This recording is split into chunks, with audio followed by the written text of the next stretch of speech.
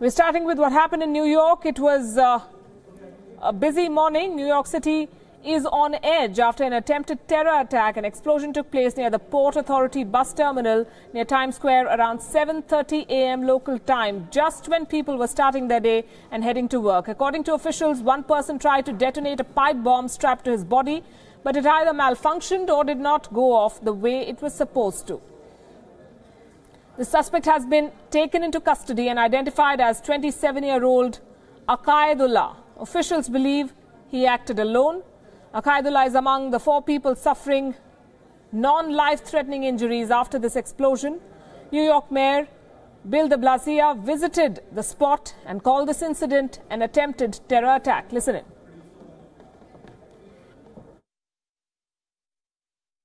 This is New York. The reality is that we are a target by many who would like to make a statement against democracy, against freedom.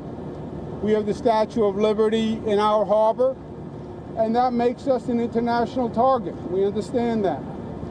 With the internet now, anyone can go on the internet and download garbage and vileness on how to put together an amateur-level explosive device. And that is the reality that we live with. The explosion caused chaos in one of the busiest commuter hubs. The bus terminal, as well as the train lines below the Port Authority building, were shut down for 3 to 4 hours. Aerial footage from the scene showed emergency vehicles and hundreds of police and fire personnel in the street outside the terminal.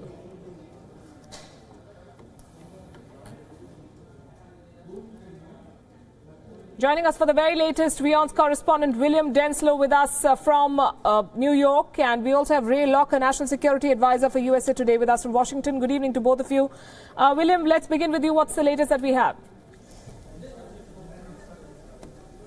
Well, you mentioned the suspect, Aqaidullah. According to law enforcement, we understand that the suspect is a 27-year-old. He resides in the Brooklyn neighborhood here in New York, and that he's been in the United States for some 7 years. As you mentioned, one of those 4 that are suffering from minor injuries currently being treated in hospital. Now, you played that clip, and really that shows the clear message from law enforcement in New York that the takeaway from this press conference in many ways is the fact that, as they stated, that this in many ways is now a reality for New Yorkers, and said that this was very much an attack on the values that New Yorkers hold so dear. They said that this is a device that could be made on the internet by anyone. So this is a real concern for law enforcement, but they say that New Yorkers are a savvy bunch, and they call on all New Yorkers to do more and to stay vigilant and to protect themselves, and in many ways help law enforcement do their jobs by just staying vigilant. Of course, the catchphrase here in New York is, if you see something, to say something.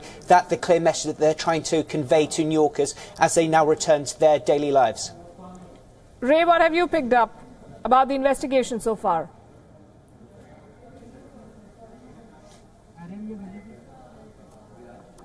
We could find here at USA Today about him using our various sources. There's a lot of people in the immigrant communities who don't really leave much of a trace. So I think what we're going to know more in the next few hours is a little bit more about where he came from, who he associated with, and what may have inspired him. As the mayor mentioned in that clip, there's so many things on the internet that people can use to gather inspiration to commit terror, as well as instructions on how to put together a bomb. So there's still a lot to learn. William, what more do we know about this suspect? Some reports say that he is a 27-year-old ISIS-inspired man who was acting alone.